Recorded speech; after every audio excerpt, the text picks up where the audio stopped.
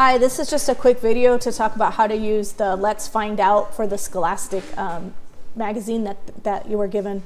What they're going to do, you're going to log in and you're going to click I'm a student, and you're going to have to put in our class password, which is cloud dot and the number 5, and you'll sign in.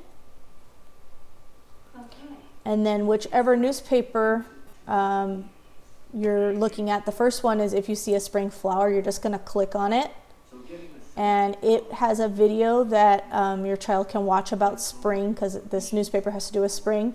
You can listen and read. It will read the newspaper to your child. It will highlight the words.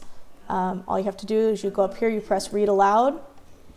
If you see a spring flower, you can go back, and there's a game for each different newspaper that they have.